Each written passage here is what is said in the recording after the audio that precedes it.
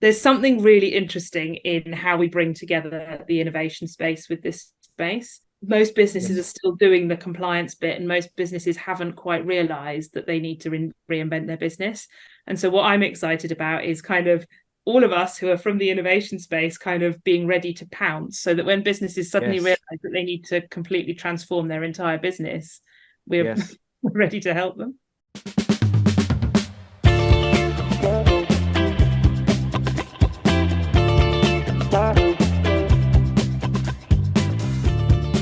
Welcome to the Product Quest podcast. Thank you for joining us on our quest to better understand innovation and product strategy. My name is Jan Vermut, and joining me as always, my two co-hosts, Jonathan Edwards and Scott Burson. Today is episode number 50, and we're thrilled to have Hannah Keartland as our guest for this milestone episode. So Hannah, no pressure, right? But it's just kind of a big milestone for us. Hannah is an award-winning strategic thinker with more than 20 years of extensive and varied leadership experience as a director or on the board level. She has worked in finance, in for-purpose businesses, charities, and as an innovation consultant.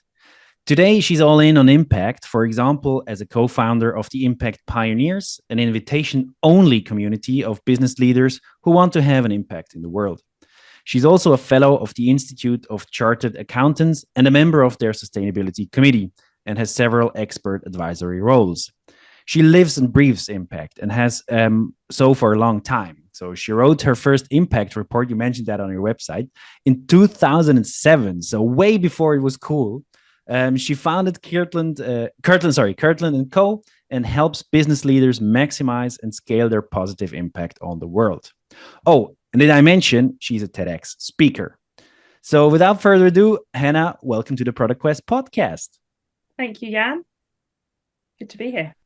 So what I found in preparation is that on LinkedIn you call yourself an outsourced chief impact officer. Now I really like this. I found it super intriguing. Can you tell us what that means? Yeah, no, very good question. So I'll start with the easy bit. So outsourced. So I call myself outsourced because I'm not employed by the business. But I've chosen to use that title rather than the title of consultant because I want them to see me as an extended member of their leadership team. So someone who they really feel they can kind of pick up the phone to when they've got a question or a challenge, who they can bounce ideas off, just a bit closer to the team, more an integral part of the team than maybe an external sort of arm's length consultant. So outsourced is the outsourced bit. Then in terms of the chief officer bit, that's because I like to work at a senior leadership level. You've talked about in the intro, that's my experience. I'm obviously happy to roll up my sleeves if needs be. I tend to work with SMEs, and that means, sometimes you do just need to roll up your sleeves and get stuck in, and they need a bit of capacity support. Yeah. But where I'm best is when I'm working at that kind of really strategic leadership level. So, I've worked across all areas of the business. I like working across all areas of the business. I like being able to see that kind of whole business picture, how all the different functions interact, how the business connects into the outside world, how that external world's changing, how that impacts the business, kind of joining up all the different dots, spotting connections, spotting patterns, spotting opportunities that other people might have missed. And then also sensing the human dynamics. And so that's something I really like to do, is that kind of blend of the process, the doing, the strategy, and then the people. How do you take those people with you? How do you get that interaction between the people and the process that you need if you're going to deliver change? And what do the leaders need to do to really take people with them? So that's the chief officer bit. And then finally, impact. And this is a word I've chosen really carefully. For the most difficult bit, kind of. Yeah. And I played around with sustainability for a while, but impact is what I've always done. And for me, impact, it means something to a certain type of person. It really resonates with the people who I want to work with, they're the people that want to make a meaningful difference in the world. They really understand that word impact. Whereas sustainability can sometimes be seen in a bit of a compliance type way. Impact, it means something really special. It resonates with the right kind of person.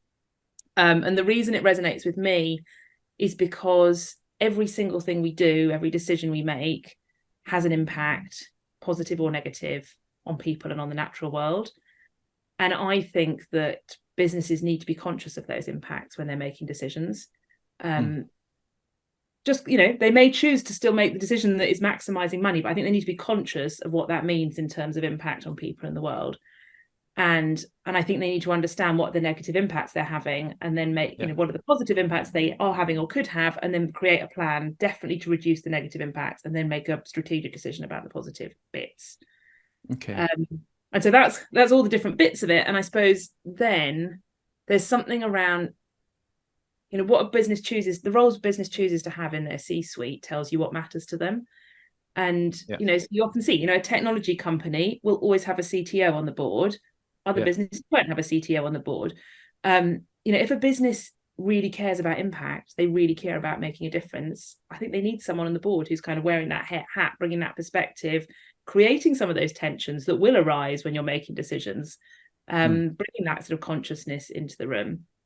And so those are the businesses I tend to work with, are the ones who want that position on the board for a CEO who wants to make a meaningful impact on the world, but they maybe, they're not going to bring in someone full time. They can have me.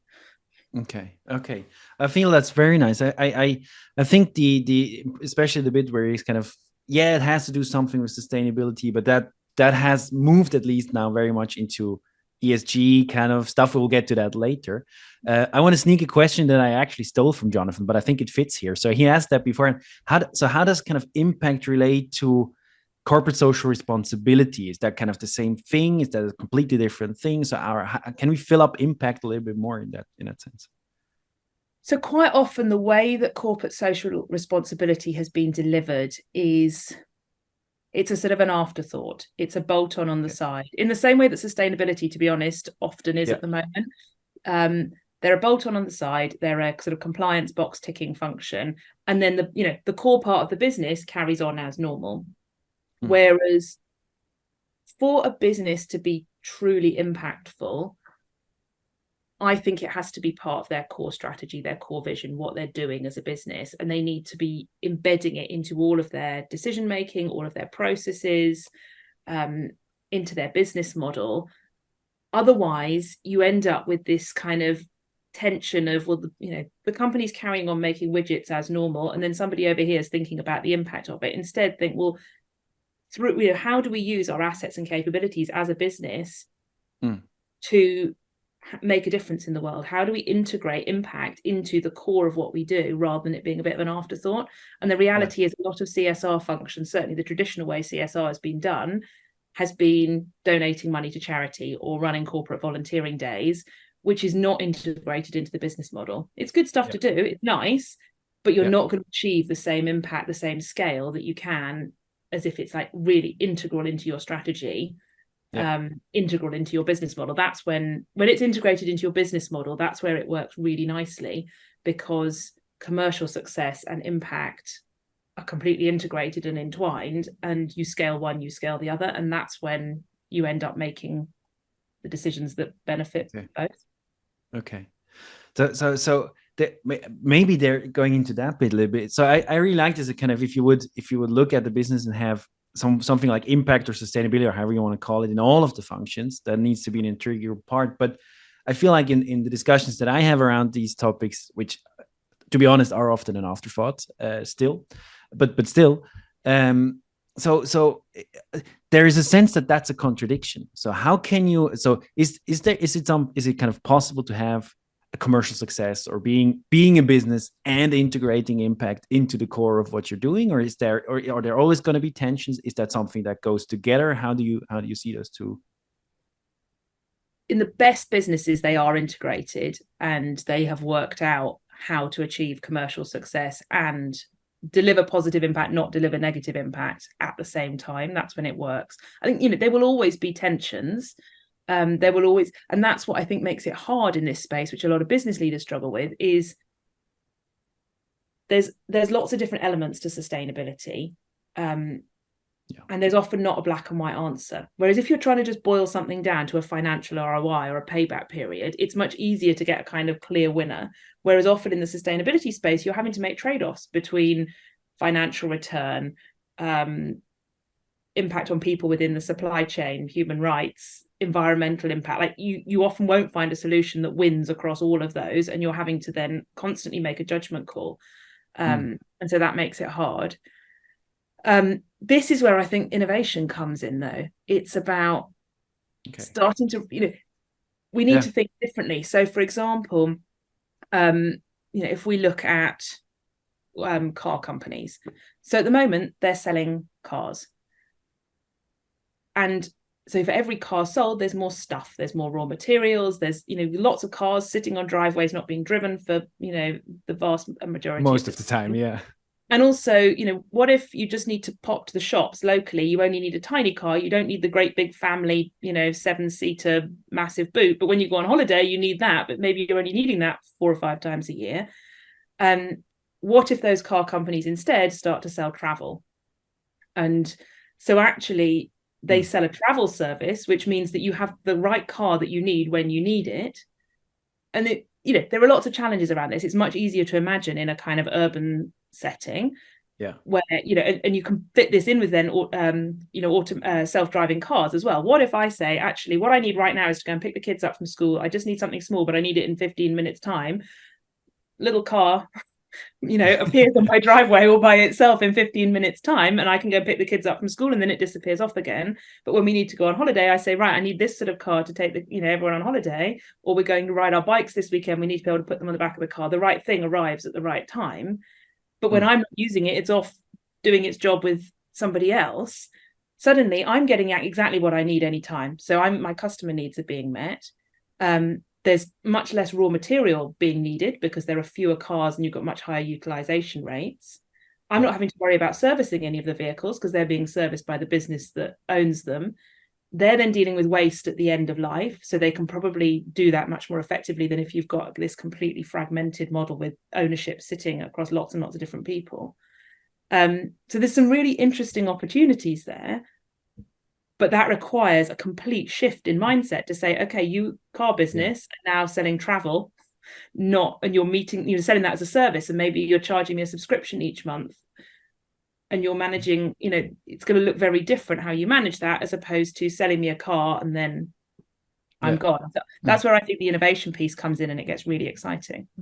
Yeah, I would say in Switzerland, and I'm sure in many other countries, these types of solutions that you were talking about regarding cars have existed for a long time, but I still see a lot of traffic on the roads. People still like owning their cars. So there's obviously some trade-off going on.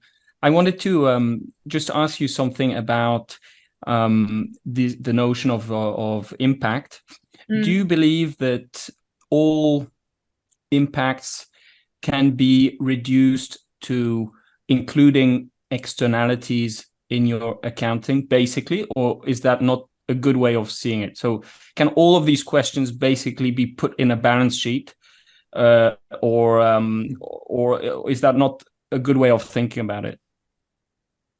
Theoretically, yes. So there's some really good work that's been done by the team working on what's called the economics of mutuality. So a team in the University of Oxford, and it's really theoretically it's really interesting. And they've come up with this mutual P&L where you bring in the human impact, you bring in the planetary impact, you bring in your financial impact, and you bring them all into this real integrated P&L. I love it conceptually. I can't see how it works pragmatically certainly in SMEs. I think we're a long way off doing that. One of the things, and I started life as an accountant, and I did maths at university. I've been that person who thinks everything can be boiled down to a number and the world is black and white. And I think one of my biggest learnings across my career, especially working in the impact space for so long, is that there's some stuff that you just can't put a number on, and you need to be okay with that. It's going to be too much work to put a number on it. The number's going to be imperfect. Sometimes with social impact, the best measure of it is actually a story, or it's a smile on a child's face, or I worry that in sort of traditional business, we want to boil everything down to a number because it makes our lives easier. Whereas actually we need to get more comfortable with things being a bit messy, with making judgments, with the fact that sometimes we might, with hindsight, have made the wrong decision.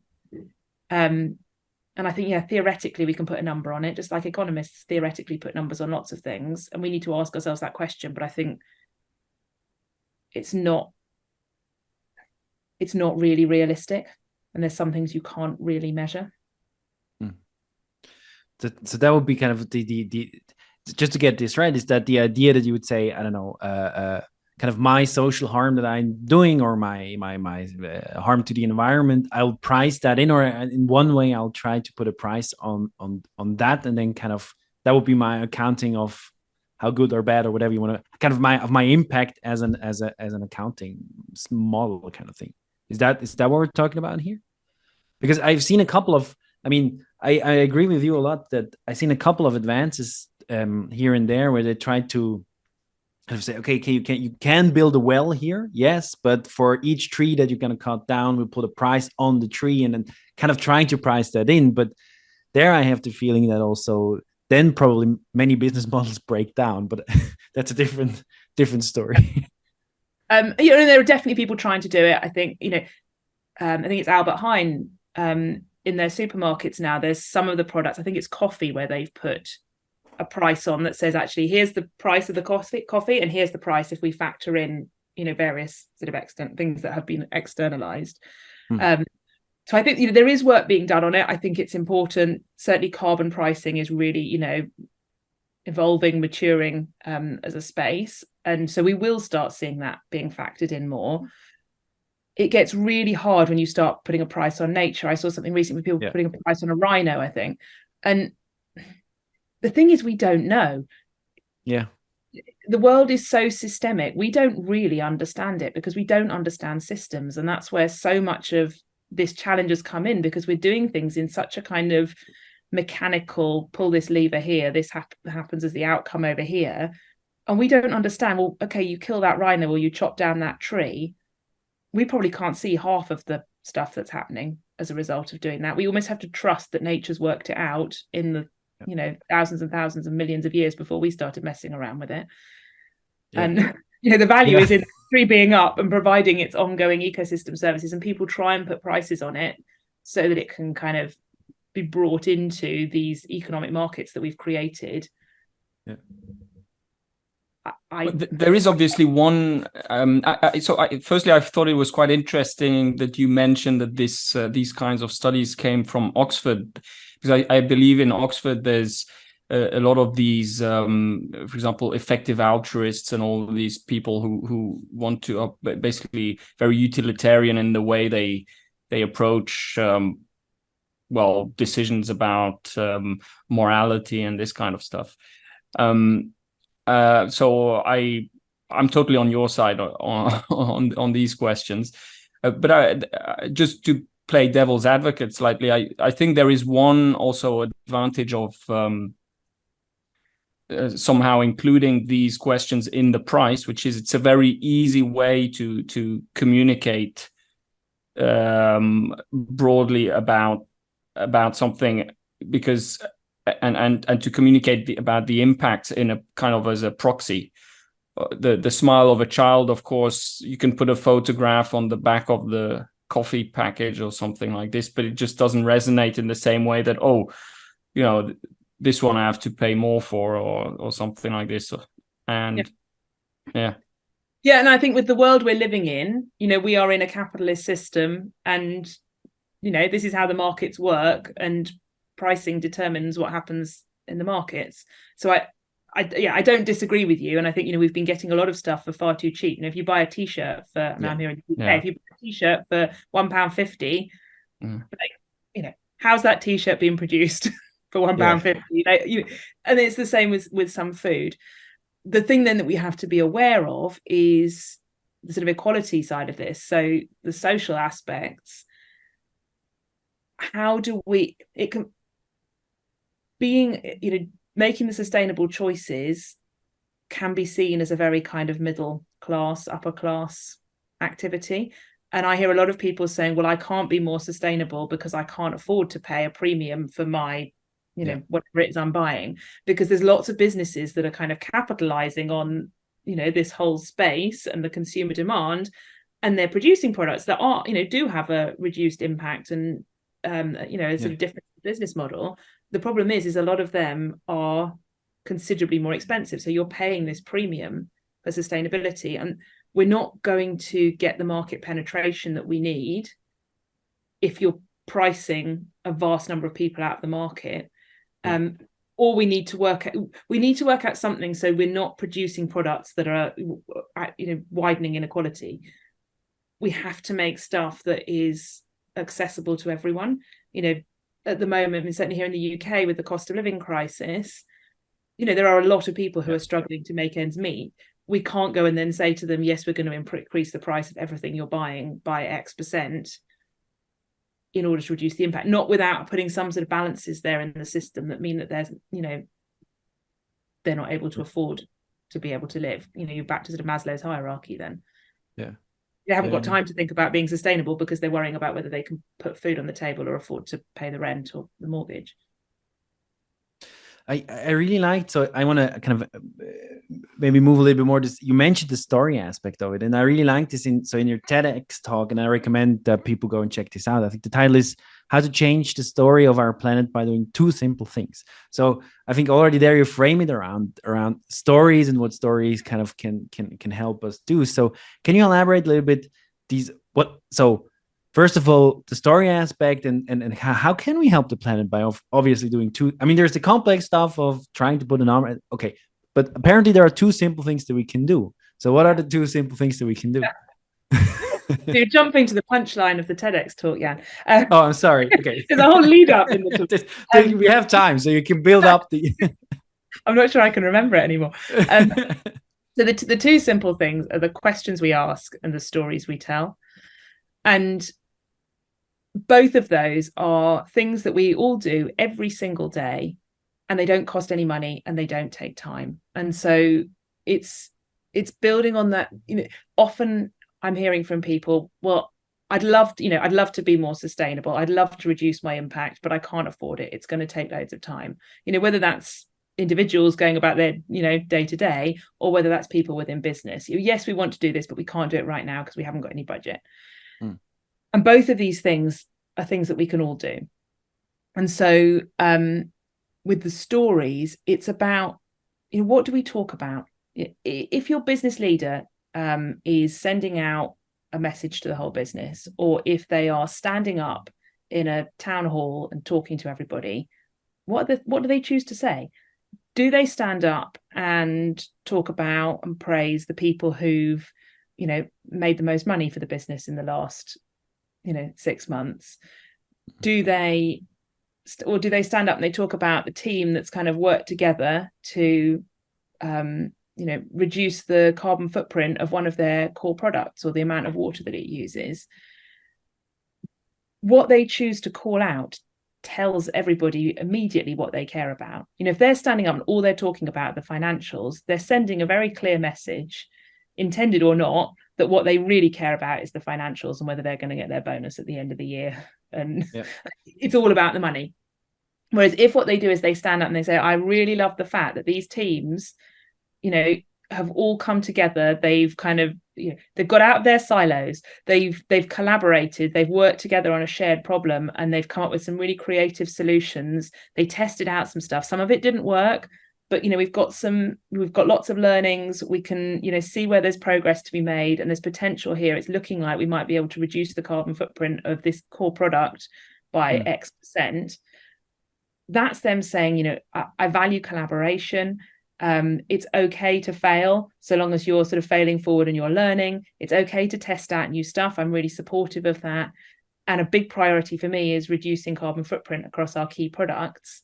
If that's what they choose to talk about, then the business will pick up on that, and it will encourage other people to collaborate and fail and share their learnings and and focus on carbon footprint rather than just on financial returns. Yeah, I agree. I think that's that. I mean, their leadership has they make the choice whether they do it consciously or not, but they make a choice by whatever they emphasize and how they kind of structure also the business itself, I think. Yeah. And it's the same day to day, when we're talking to our friends and family, and all of us are most influenced by the people who are close to us. So that's just the reality. People are more likely to listen to their friends and family than they are to, a big corporate or the government telling them what to do.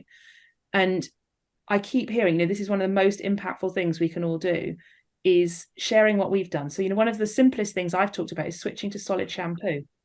And people sort of go, oh, I don't, it's not going to work as well as normal shampoo, is it? If I can then go out and go, well, actually, I thought that as well, but I've tried all these different brands. This one's absolutely brilliant. I actually prefer it to using liquid shampoo. And when I go on holiday, I've now not got to, carry as much stuff and suddenly they go, oh, okay, well, if Hannah's managed it, maybe I can manage it too.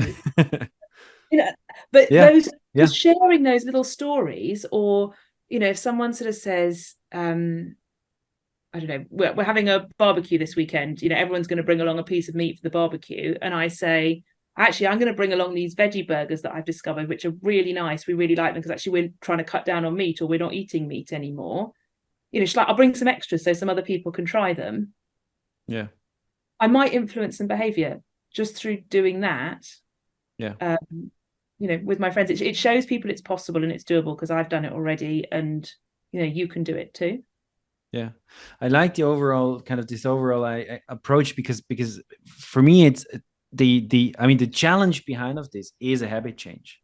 I think it's in the end, whether it's either as a company or as a consumer, there is a habit change that needs to happen. I mean, even if it's just choosing the more sustainable product than the other, that's a change of habits. I used to have that kind of detergent, and now forget about price and everything, but the one that has the green thing on it, it's the different one that I used before.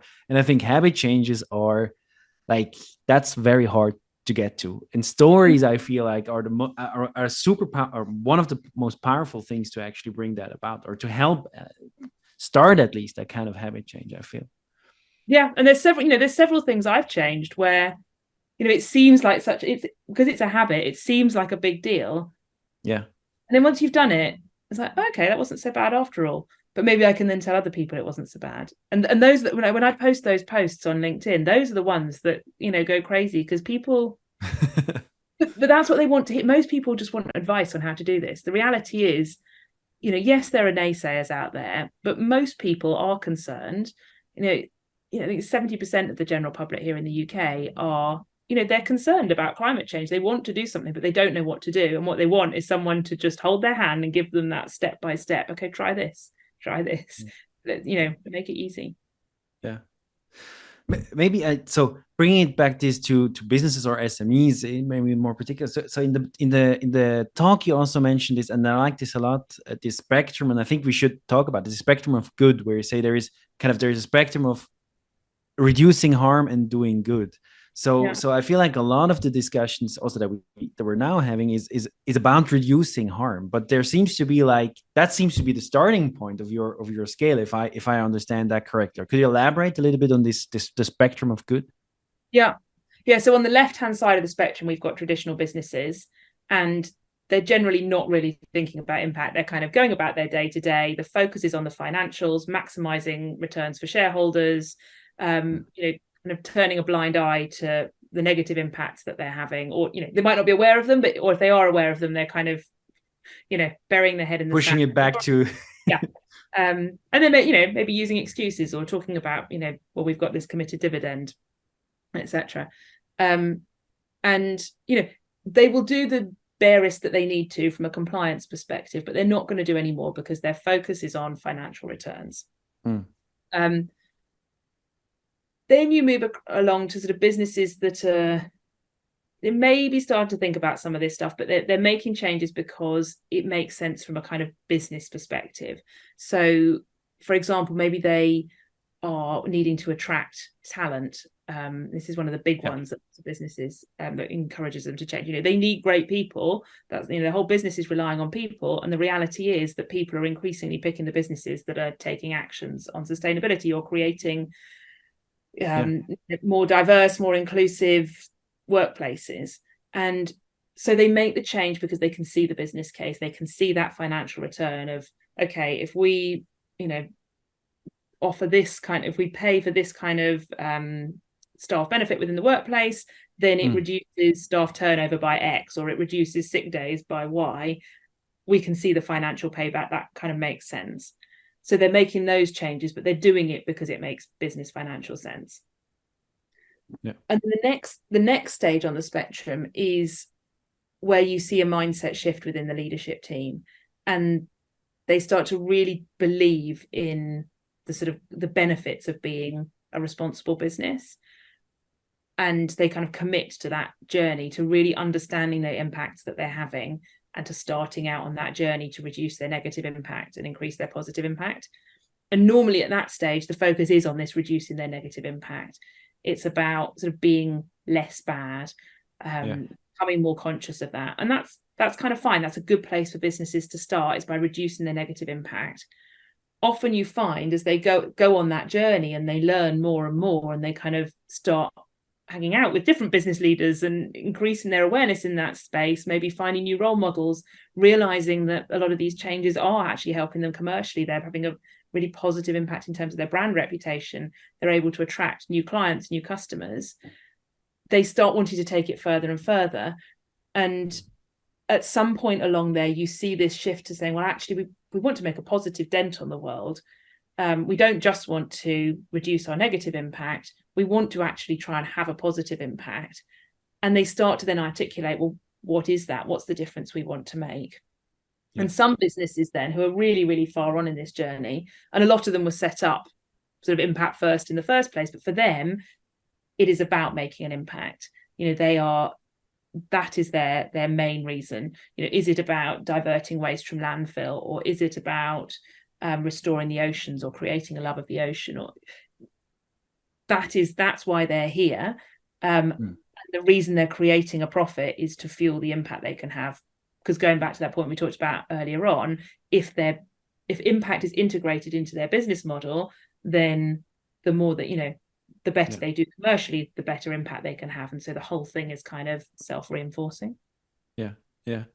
Would you be jumping in at any point in time? So it's kind of what the work that you do is kind of taking them along this journey, or is it even beforehand, kind of creating that change within leadership? How do I have to imagine that? Like, how do you move a company? Yeah. So I tend to focus on working with business leaders who've already almost had this mindset shift. So they believe in business as a force for good. They want to have a meaningful impact on the world through their business. They've usually done a lot of the kind of obvious stuff, and they've got to a point where they're stuck and they're saying, okay, I want to scale up my impact. I want to move further along this spectrum, but I don't know how to do that. I'm feeling overwhelmed. There's hundreds of things I could do, or there are things that just seem too tricky and impossible. And there are sort of two main things that I then help them to do. One is to make the impossible possible. So break it down and take it off the too difficult pile and start break down that problem and look at how you can kind of unpick it and approach it in a step-by-step way. And then also think about, how do you make this much more strategic? So often businesses on the sort of earlier stage of that spectrum are quite tactical about what they're doing. They, and that's fine, but they will do things because it's in, a particular framework that they're following, or because that's what their competitors are doing, or because they're having to report on it. But they're kind of picking off little activities here and there, but they're not all joined up. Whereas if they want to really increase their impact, one of the best ways to do that is for them to think much more strategically about, what's the difference we want to make? How are we going to make that difference? And then how do they kind of ladder up everything they're doing so that it all adds up to making a significant change? So going back to what you were saying earlier, when we were talking about CSR, how do they make sure that all of their charitable donations or all of their volunteering is connected with that difference they want to make? So rather than just sort of donating here, there, and everywhere to lots of different charities, if what they want to do is have a significant impact in terms of diversity and inclusion within their industry, for example, there will be charities out there that are really focused on that, so they can donate to those charities. How can they do, pro bono work or volunteering, which is using their core skills to try and shift diversity within their industry? Because if they focus all of their energy and attention and their skills on that thing that they want to make where they want to see a step change, they're going to have a much bigger impact than if they're kind of doing lots of nice stuff, but that's not connected together. Yeah. I had a question around this, which is, how do you have any examples or of businesses where the impact side goes hand in hand with the business model itself? Or asking this question slightly differently, my worry is the following, or more than worry, what I would like to understand is, if you're trying to build a business, how can you have the impact you want to have without only relying on informing the potential customers? So how do we make this not about just having better communication? Or is that the only way? You mentioned stories beforehand. So maybe if I take an example of, you're trying to sell make some clothes, some t-shirts or something, you might decide to produce these t-shirts in a more sustainable way, but then the cost goes up. And therefore, if that's all you're doing in your business model, basically you need to change the story around what you're doing, and you'll capture part of the market that will agree and with your values, have the same values, and will purchase your shirts. But are all situations like this, or is there a way to create an impact but at the same time have a unique where it goes hand in hand with the impact? So I'll share a couple of examples. So one of them is the one that I talk about in my TED talk, which is Elvis and Cressy, who are a business here in the UK, and they were set up with the aim of diverting waste from landfill. So that was when they initially started, they saw this problem. Lots of waste is going to landfill. We need to reduce the amount of waste. How do we do that? They looked at all the waste that was being produced. They went, hung out at the landfill site, and so saw what's coming in, what materials are coming in that we can do something with. And one of the ones they noticed was fire hose. So once fire hose has been used a certain number of times, or gets to a certain age, it can't be used anymore. But it's still a really good, strong, solid material. So they took that material away and they looked at what they could do with it. They tried out lots of different things, and they ended up eventually making belts. And now what they do is they use fire hose and various other things. So I've got a handbag that's made of leather offcuts.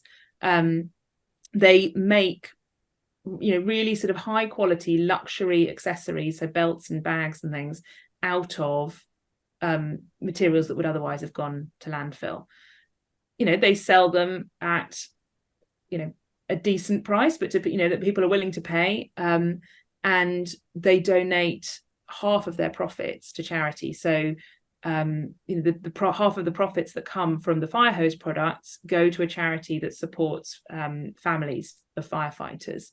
And they also, within their supply chain, they treat everybody who works within their supply chain in a really fair way. They're all paid a decent wage. They've all got good working conditions. They're ultra transparent, so you can go visit their factory anytime you want. They share huge amounts in terms of their sort of operations and their data. And so I think that's a great example, because they're diverting from landfill. They're creating really long-lasting products. They will repair them. So they're genuinely trying to keep stuff out of landfill as long as possible, and they're making a big difference.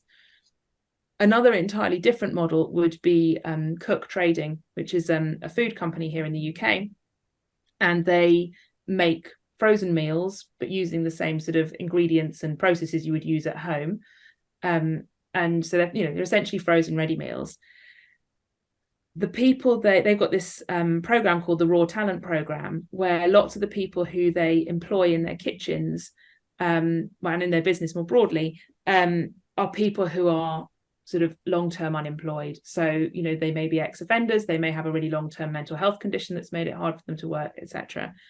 And they have this program where they employ them, and they work for the company. And this is an example where in their impact report they share stories of the people who have been through this program and who now work at Cook and have been there for a number of years, and their lives have been transformed. It is really emotional reading those stories. Whereas, seeing the number of people who've been through it, that doesn't tell me a great deal. Whereas reading the stories of these real people who, weren't working, whose lives, were not, particularly meaningful. And saying things like, this has literally transformed my life. I would never work anywhere else. This employer means everything to me. And so the level of loyalty that they have for their employer is incredible.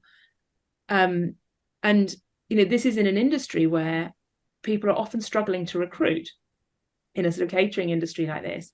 And so you've got Cook transforming lives, having a really substantial social impact, at the same time managing to recruit in a space where otherwise it would be hard to recruit, and creating a level of loyalty from their employees that you would, most people would be really envious of. And then what they're doing as well is they've got this program which is delivering social impact and completely integrated with their business model. They also then share how they do that program with other businesses, so that other businesses can do the same sort of thing, and so that then scales up their impact as well, because they're sharing it rather than keeping it secret. Yeah, thank you for I think it does. I would kind of push back slightly on the second example, and the reason being, because it is something I've kind of tried to think about for myself quite a lot. In the restaurant example, something I'd already discussed this with some people at the time, is that somehow you are paying an extra cost in this specific case, although it's not necessarily in the cost of the meals, but you might be, I don't want to judge on this particular company or anything. I don't know, but it could be that the people who are hired are not expert cooks as much as you might find in another more regular restaurant, let's say. And therefore people going there are maybe paying similar prices, but for a quality that's slightly less. So the impact is on the quality. And again, I want to say I'm not judging in any way on this business, but because in Geneva we have a similar business where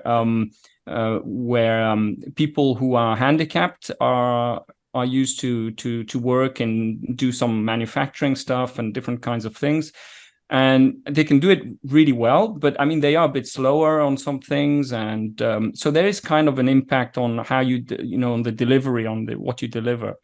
I don't know what your thoughts are on that.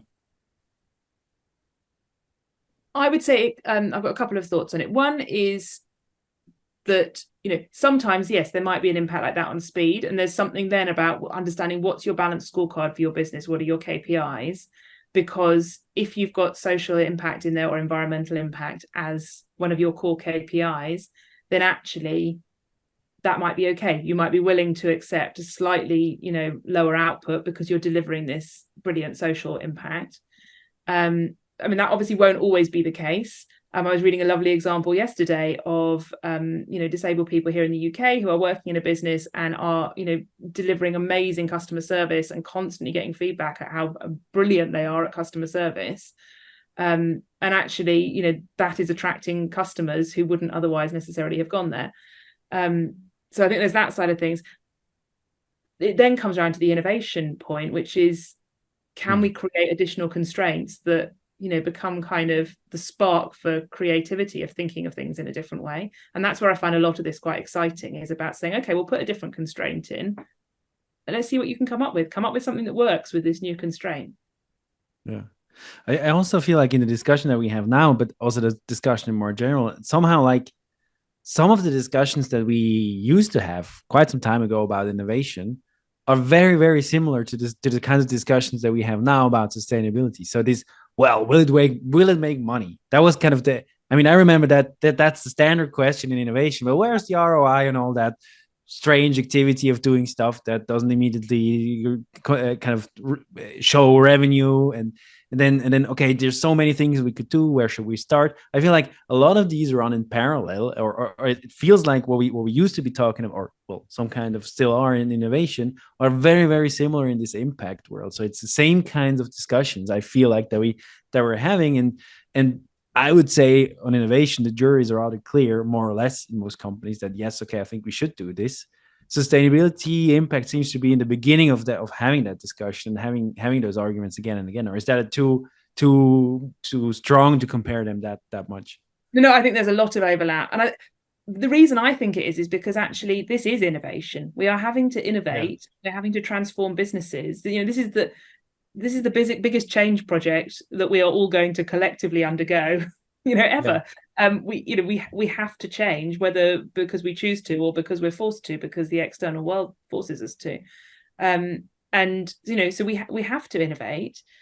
And we need all the same skills. What I've noticed is a lot of people, there has to be collaboration. You've got people who are real experts in sustainability, who've kind of grown up in that space. They've got that real technical understanding around, materials and waste and environmental impact and human rights in the supply chain. Like all of these different factors, there's people who are experts in them.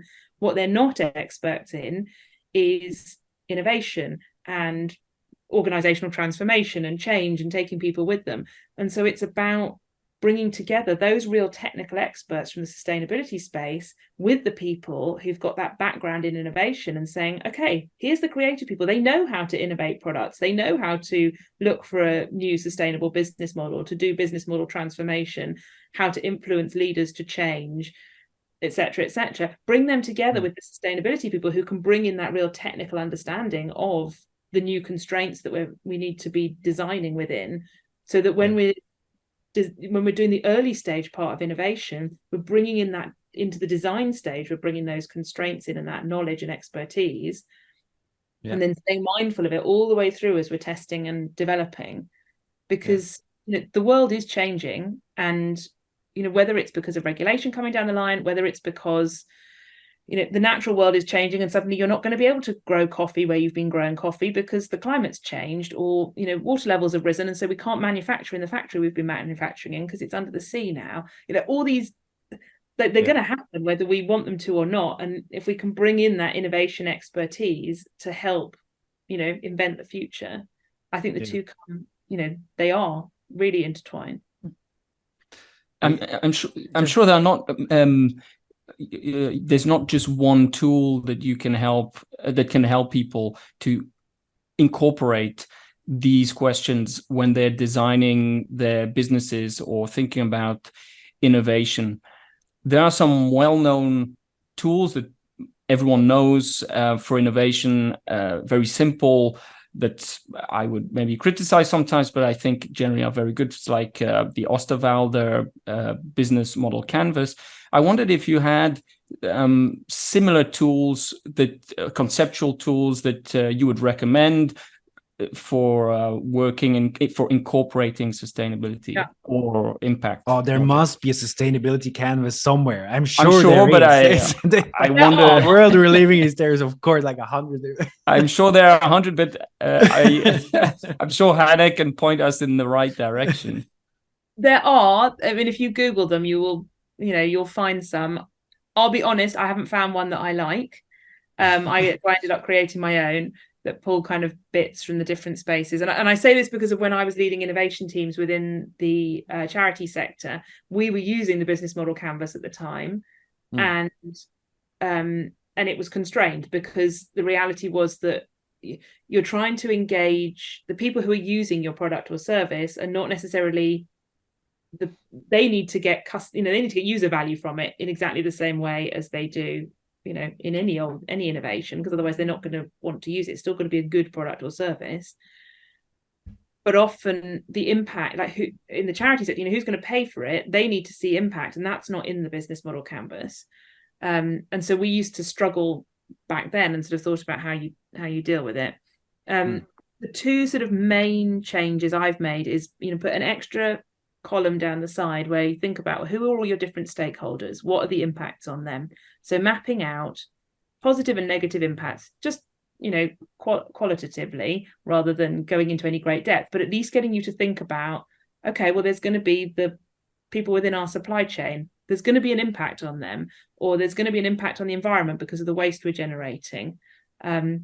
Just taking time to think about who they are so that you've at least got them there consciously as you're developing your business model canvas.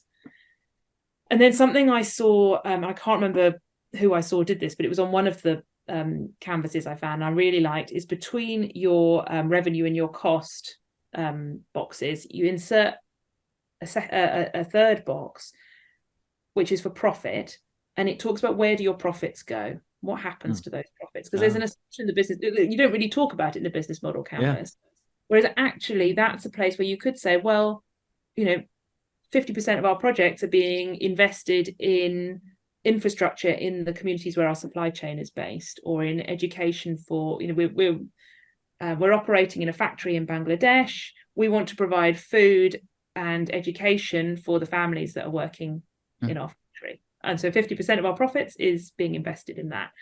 Or maybe they're being, in charities here, or maybe you've got an employee share ownership program. And so that's where the profits are going. But something that talks about, okay, well, if the business is making all this money, what then happens to it? Or do you try not to make any profits, and you actually keep your costs, keep your revenues low, such that you got enough to reinvest in the business, but you're purposefully then not creating excess profits. It's very difficult to escape this utilitarian kind of way of thinking that we were talking about at the beginning. These effective altruists who have made a lot of noise lately with the whole AI questions and all this, one of the things they suggest, which is an idea that I would just say doesn't speak to me, but rationally it's not easy to necessarily fault it completely. They encourage people to, for instance, go and make as much money as possible. So go and work in a bank or do a hedge fund or something like this, and then give away all their money to charity. So how is and that they believing this is morally a good way of going about things. And then we get back into this pure accounting kind of thing. And just when you were talking about thinking about profits and what we do with them, somehow this is a bit in the same spirit, or what am I missing in this picture? Yeah, no, I mean, it is. If that was purely what you had built in there for impact, then I think it's missing a trick, because I think you do need that impact piece down the side as well. So if you then look at the banking person, okay, they're making a salary, and yes, okay, that's probably a decent salary because they're in the banking sector, but the impact of their work, the negative impact of their work, if they are, say they're an asset manager and they're investing in big oil and gas companies or tobacco companies or arms manufacturing, like if they're investing in those sorts of industries, the negative impact of their day-to-day activities is going to far outweigh the salary that they're bringing home, even if on an individual basis their salary seems high. They can make themselves feel good and they can justify it to themselves, but they're essentially trying to help themselves sleep well at night rather than asking the genuine questions about what are the problems in our world at the moment and what genuinely do we need to do about them. And I think that's this is where it starts to get hard, because I think most people deep down do actually know what needs to change, but we've built lives around it. People are they've got a house with a massive mortgage. They're used to going on holiday X number of times a year and they like it. And if they look honestly, I've got friends who work in oil and gas, and I think, you probably know it's not the right thing to do. But the reality is, if you quit that job, which is paying you an awful lot of money, you're going to have to make some big lifestyle changes. And it's a hard decision to make. But, nature's going to win eventually. I like how you stress this kind of. I feel like you say, well, the change is coming anyway. Yes, you can try to kind of find ways of trying to chicken out, but let's be real here. Change is coming anyway. And then, so let's stop kind of trying to find ways out of it. Let's integrate it into the core of what we're doing. Yes, that's difficult. It's the same with other kinds of things that we did and integrated in the core of how we do business. It's just an additional constraint. Needs a bit of innovation, but that's what we need to do. So I really like this firm stance of there is not a question of if we're doing it or not, but let's start now, because putting all the facts on the table, change is coming anyway. And I think that's the reality. I mean, we can see it in across the Northern Hemisphere at the moment. You look at the high temperatures, the flooding, the fires. If we keep operating as we are, there are going to be places that become uninhabitable, or we're not going to be able to grow the crops that we're growing. Supply chains are going to fall apart. the world will, like, nature is always bigger and stronger than we are, and we can try and control it, but we can't in the long run. If you're in the path of a volcano, you have to get out of the way, because you can't stop the lava. Or if the sea decides it's going to rise, the sea's, there's only so far you can push it back. And so there's a reality of if you think about business resilience now, do I want my business to exist in 10, 15, 20 years time? Most people probably say yes. Okay, so what's the world going to look like in 10, 15, 20 years time? There's enough forecasts out there. You might not like what they say. They may tell you your entire industry is going to have disappeared. And I think this then comes back to the innovation piece again. Say you're in fast fashion. Probably, by the time, regulations kick in and you look at all the externalities of that, you are not going, if your business is built on selling t-shirts for £1.50, probably in 15, 20 years time, you're not going to be able to get away with selling t-shirts for £1.50. So you could sit here and, bury your head in the sand and keep making short-term profits now. But at some point, you're going to go out of business. Or you could sit here and you could say, okay, what are our assets and capabilities? What's the world going to look like then? And what is the world going to need? And what are consumers going to need? And how do we use those assets and capabilities to reinvent ourselves so that when we're in that world, we've transformed into something that is relevant to that new world. I slightly want to change. I really like it. I slightly want to change kind of the topics here, because I feel like there is one thing, at least I see as a kind of a dangerous red herring, but we can discuss, and then we'd be super interested in how you see this. So you mentioned it already, kind of there is a lot of stuff around sustainability that goes into reporting, and one of the more famous three letters that have been going around lately are the ES and G, which kind of is taking the world more or less everywhere. So there's a lot of reporting, a lot of also kind of legislation coming more in the Europe, in the EU, for example. I think it's by 2026 or something like that. I don't know exactly the date, but in the coming next years, you will have to have an ESG reporting system installed and all that kind of stuff.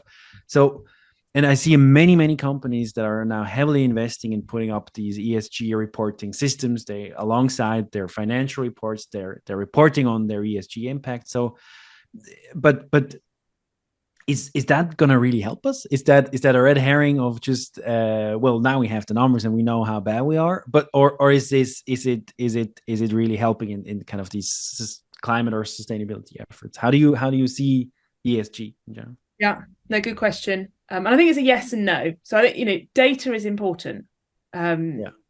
Data, it helps businesses to make decisions, to prioritize and to focus their efforts, because the reality is that different businesses need to focus in different areas. If you are a service-based business, you need to focus on something totally different to if you are a product-based business or in agriculture. So actually having that data is really helpful and can help to influence business leaders as well. Sustainability is so conceptual, and talking about carbon footprint is difficult. If you suddenly give them the cold hard numbers that say, right, here's where our carbon, this is actually the impact of our entire business. Okay, we can all clearly see which the big areas are. We need to reduce those by 50% in the next 5 years. Now let's focus on talking about how we're going to do that. That data is really helpful, because it makes it so much more tangible. For example, conversations around business travel. If you suddenly say to someone, right, this is your footprint for business travel at the moment. I need you to, or for your operating unit, this is your current carbon footprint. You can see that business travel is making up 50% of it. I need you to reduce your whole footprint by 50%, and your bonus is now linked to that. You have to budget in the same way as you do finances. Up to you how you do it, but there's the numbers. It's a whole different conversation to saying, okay, everybody has to stop flying. Because they can work that out for themselves, because they're grown-ups and they can see the numbers. So, data is important. It also does help with comparing one business with another, which, we need to be able to do. We need to have comparable data, which we haven't had in this space, because there hasn't been this kind of, the frameworks, the reporting frameworks that are starting to come in. And investors need that, potential employees need that, insurance companies. We need to be able to compare and know that we're comparing apples with apples, and that everyone's basing it on the same sort of data and assumptions. But the effort that goes into reporting and gathering data needs to be proportionate. I mean, it's super difficult. I know of a couple of companies who are this. It can be super challenging to really measure your CO2 footprint. That's like a science. I mean, that's very, very challenging. So I'm sorry, I kind of cut in there. Yeah. So. Well, and in the SME space, you're seeing some really nice tools come in which are spend based. So they plug into the financial system and they do an estimate based on your spend. So it's, it's broad brush, but it's kind of good enough to get going, because otherwise there's a risk that businesses get so tied up in this data gathering and how complicated it is that they don't actually start doing anything to reduce it. Whereas there's enough knowledge out there of you're in such and such an industry. Okay, probably the biggest, your biggest impact, biggest area of your carbon footprint is likely to be X, because, we've looked at 100 other businesses across your industry, and for all of them, that's the biggest thing. So start focusing on that rather than procrastinating and delaying, spending so long trying to get the perfect data. So I think, it needs to be proportionate. The effort you are putting into that reporting or to developing or implementing that system shouldn't be diverting the energy or the money from actually making progress. Yeah. Do you have a name for this system you mentioned that does this kind of broad brush analysis? Would you have some references? So there's one that plugs into Zero, but I think it's been done by Ecology over here in the UK. I don't know. There's various people developing them. What is Zero? Sorry. Zero it's an accountancy solution, XERO, that lots of SMEs use. And I think it's Ecology that have created a plugin, but there's going to be lots of them out there, but you can do it based on spend. It's not perfect, but there's an element of doing something that's good enough to start with. It's like, there's lots, you may be familiar with all the different sort of scopes of carbon accounting. You've got scope 1, 2, and 3. Scope 3 is really hard. That's when you start digging into your supply chain, or you start digging into the way your consumers are using your products. Start with scope 1 and 2, then do the easy bits of scope 3. Don't wait till you've got the whole thing perfect before you take action, because we need to start moving forward. This is very much a space where sort of perfection is the enemy of progress. We all need to be making changes to move forward. And there's probably some really obvious stuff you can do that you don't necessarily need the data for. Can you start printing double-sided so you halve the amount of paper you're using? Can you look for efficiencies in terms of the materials you've got coming in as raw materials? And if you can measure your raw materials, you've got that measurement already. You don't need to have a whole carbon footprint report to tell you that, if there are efficiencies that can reduce the raw material use by 20%, that's probably going to be a good thing to do. Yeah. What would be great is to have a tool. That's why I was asking, that would be public access, that people could see in different industries and fairly with a fairly high level of detail, where in each of these industries there's the biggest amount of waste, so that people who are not necessarily in that industry could also bring some solutions. There may, this is you're outside my comfort zone now, so there may be, but there's definitely more and more knowledge being created all the time. I think that what you have highlighted is, it's such a complex area, and there's not, you can't have one person who knows everything. So there'll be people who are the experts on carbon accounting, there'll be the people who are experts on water, there are the people who are experts on value from waste, there are people who are experts in specific sectors, and it's about bringing together that multidisciplinary team, rather than, I always say, be nervous if there's a consultant pretending they can do everything for you. Yes, that applies in general, by the way. And I think this is a space, it's really, because it's so confusing and overwhelming, it's really tempting to say, I just want one person who can come and give me all the answers because I really am familiar with this. Come in and tell me what to do. But unless you're a really small, simple business, there's going to be, not everyone's going to know everything. It's about, them being able to bring in the right experts, knowing how to find them, knowing what they know and where their limitations are. So So I feel like this is a good way kind of to starting kind of, well, landing the plane is probably a bad metaphor, to be honest. I'm realizing it right now. But landing is okay. Taking off. Well, landing it is fine. Taking off will be kind of. We'll land it and then leave it landed forever and ever. Yeah.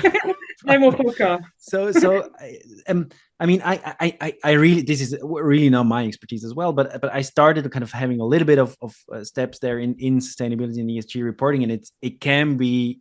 I mean, as soon as you start going in there, it can be really, really overwhelming. Stuff explodes, scope 1 and 3.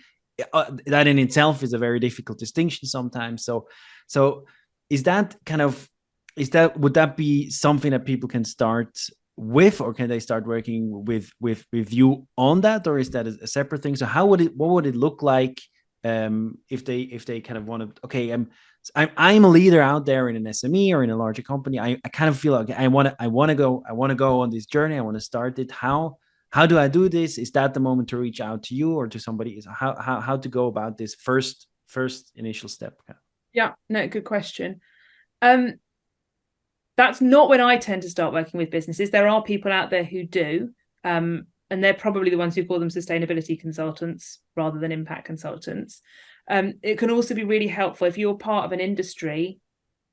Look to your industry umbrella body, because lots of sectors are doing work around this. There's lots of free advice generally, and within your sector is helpful because then they will have done that work around what's the stuff that's most important to you. So looking at what your industry body is doing, any sort of membership organizations you're a member of, lots of them are putting out free advice, running free webinars, and just starts to get your head into the right space then.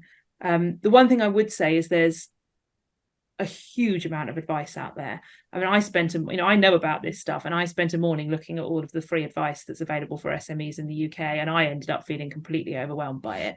So what I tend to say to people is, have a look at your industry stuff, but then once you start looking at the advice, pick one thing that you're going to go with and follow that.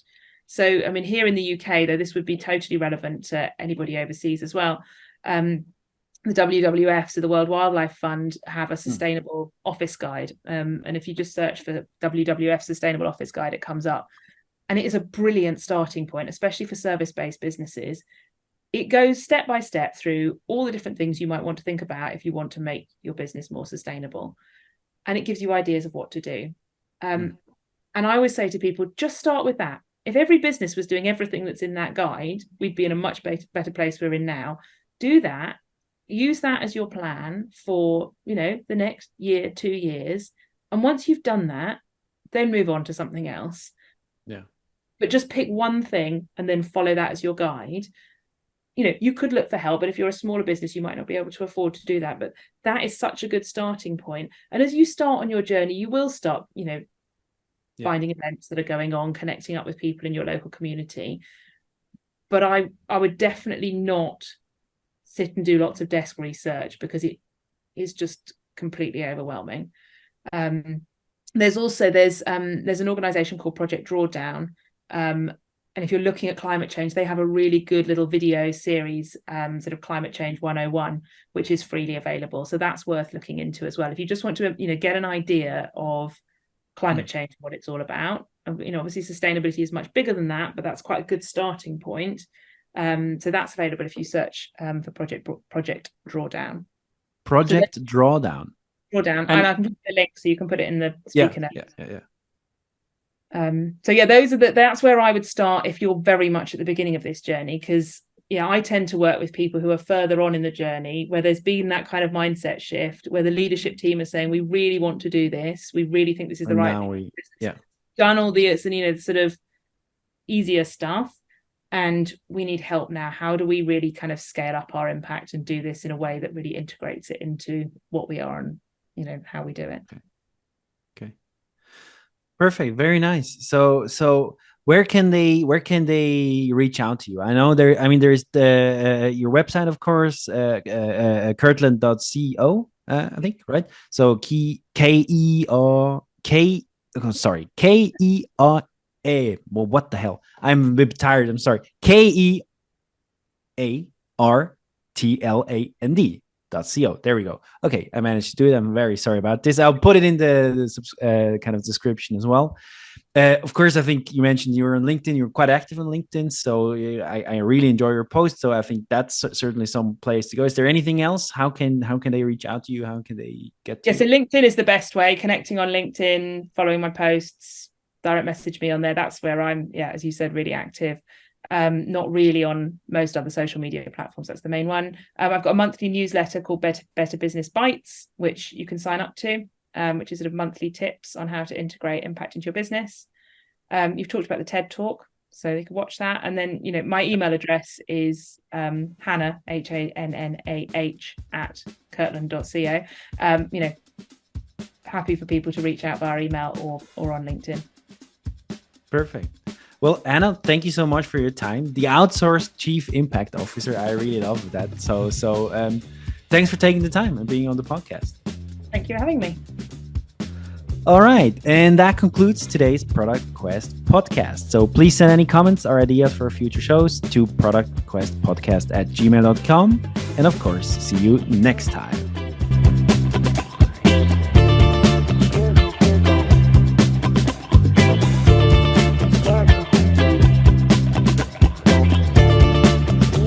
Thank you so much, Hannah. That was super interesting. Thank you very much.